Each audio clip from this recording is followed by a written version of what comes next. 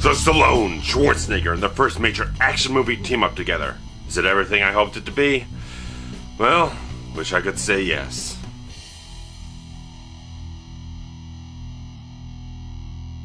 Ray Breslin is the world's foremost authority on structural security. After analyzing every high-security prison and learning a vast array of survival skills so he can design escape-proof prisons, his skills are put to the test. A new, shady job goes awry when he's abducted and incarcerated in a master prison designed based on his analytical work. Once inside, he finds an ally and fellow inmate Rotmaner who agrees to help him to find a way out. Now Breslin needs to escape and find the person who put him behind bars. So as you can see, I own about 30 movies starring Schwarzenegger and or Stallone. I think they're fantastic, amazing action heroes, and I love the hell out of them. But there's something about Escape Plan that doesn't quite do it for me, and I think it really stems from the fact that it has a lack of very talented filmmakers. The director, screenwriters, editor, cinematographer really have nothing of good note to their credit going into this film. And the problems really do start with the script. That the big problems I have with the script are kind of twofold, kind of a cause and effect type of thing. That first off, they have the character of Ray Breslin go through a lot over and over again, go through a lot of his long-winded analyses and exposition about his elaborate escape plans, that it sucks up a lot of valuable screen time that it goes through. It overloads the film with it, where a much better screenwriter could have really streamlined that stuff, making it a lot more clear-cut, a lot straight to the point, a little snappier, clever dialogue, which is something that this film really lacks. A lot of the Schwarzenegger and Stallone films, because they're so charismatic and done such great work, that they've been able to take characters that didn't have a lot going on, like a John Matrix or a Marion Cobretti from Cobra, and do a lot of charismatic, fantastic, entertaining stuff with them, because the dialogue was there. They had that sharp, witty, clever, humorous dialogue that just worked for their style. This film doesn't even give them that much. There's not that much time devoted to actually developing character and personality, and that screen time is devoted to all that kind of exposition that, even for the first several minutes or whatever it is, I felt like Schwarzenegger's character was only there just for Stallone to dump exposition on top of him. And it didn't really amount to anything much more than that as the film goes on. And, you know, the film also has these semblances that attempts to have sort of plot twists and turns, but because it's not written that well, and there are characters in the film, but they don't feel like they're fleshed out. They don't feel like they're really anything more than paper-thin people.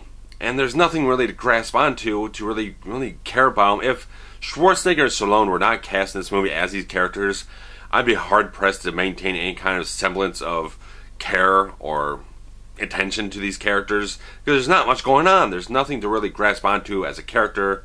You get a few little things here and there, like a little bit of backstory about, I have a daughter who's doing this, this is what happened to me in the past that made me do this now, but it doesn't really flesh out a character. It doesn't give them, Stallone or Schwarzenegger, really anything to deal with to make it a charismatic, entertaining type of performance. And there is one exception, though. Jim Caviezel, who I absolutely love. I've loved him in Counting Monte Cristo, Outlander, especially Person of Interest now. He does a fantastic villain in this film. I think he's great as Warden Hobbs. He's got this charismatic, smarmy, sadistic type of feel, but he doesn't go over the top. It's not like a Bennett in Commando type of thing, or a lot of other big 80s type of villains that just go really exaggerated and everything. He keeps it low-key and subtle, but it's just enjoyable and fun enough to really make the film for me. It really was the one thing that just like, okay, Caviezel looks like he's having a delightfully fun time. That's really giving me something to engage me and care about, something that I just enjoy watching on the screen. But beyond that, there's not a whole lot. I mean, Vinnie Jones, he does a good job as Warden Hobbs' sort of right-hand security guard type of guy.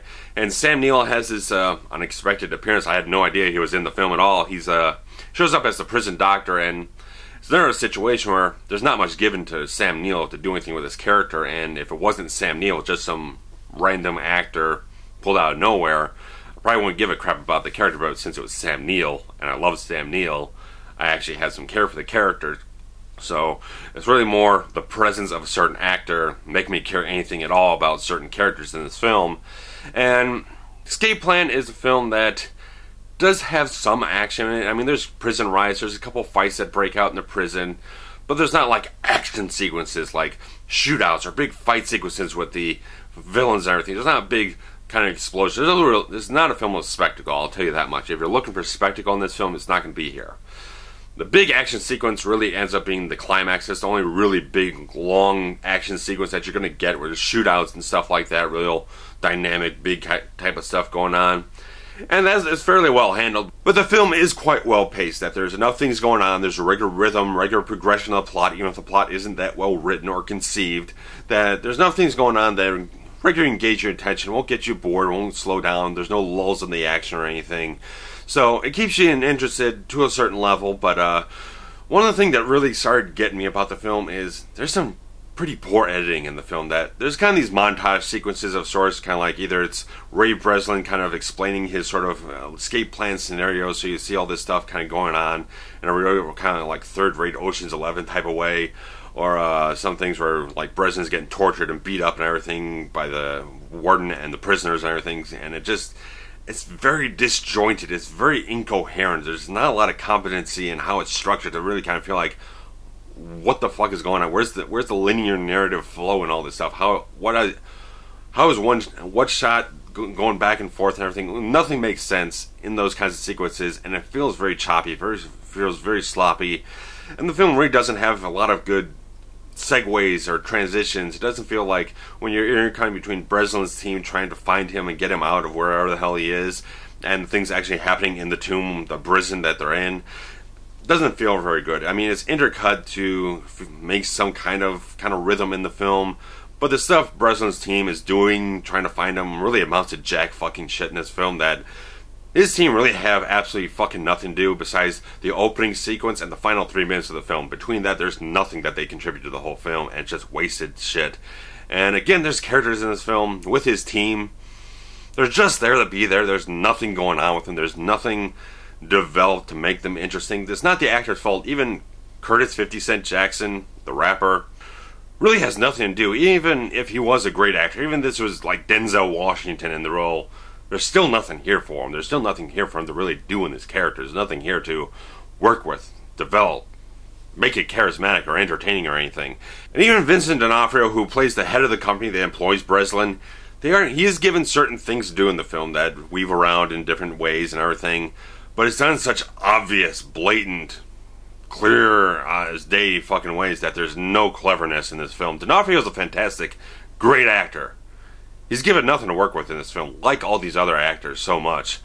There's just not the material there to make it an interesting, fantastic, clever, smart performance. There's nothing smart in this film. I mean, there are a few smart ideas in the script, as far as what the tomb is revealed to be, where it's located, all that kind of stuff. Those are smart things that the film does have those, but it's kind of like 1% of the whole film, and that's really nothing that's going to make it a savior. Because I think that if you put this concept in the hands of a very talented screenwriter and a seasoned action movie director like a Rennie Harlan, a John McTiernan, a Walter Hill, or if he was still alive, George P. Cosmatos, who did Cobra and Rambo First Blood Part 2 and Tombstone, this could be a really fantastic, entertaining, and exciting action movie. But as it is, you don't have talented filmmakers here that have enough quality to them, that have enough depth of quality behind them, depth of experience behind them to really make it anything that's close to its potential that it could have. And I mean, like, even if you look back at like something like Tango and Cash, which did have that whole kind of prison sequence where they're falsely incarcerated and then have to break out. That's fantastic. That's great, entertaining, fun stuff. I don't have a tenth of that in this movie. Now, don't get me wrong, I do enjoy a big, dumb action movie, but you have to have a certain amount of stylized execution of a concept to make it entertaining and exciting and all that other great stuff to make it a great thrill ride.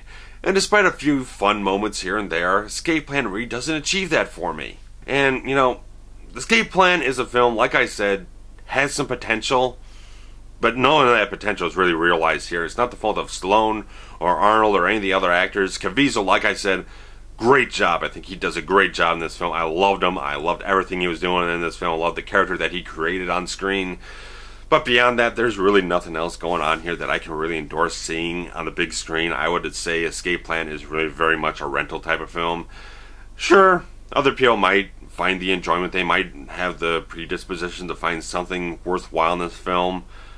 For me, it didn't do it. It didn't work for me. I was very excited to see this film. I thought it looked like a big, fun action movie that would be really suitable for Arnold and Stallone, just to kind of get that real spark of magic back that they've had long ago and everything.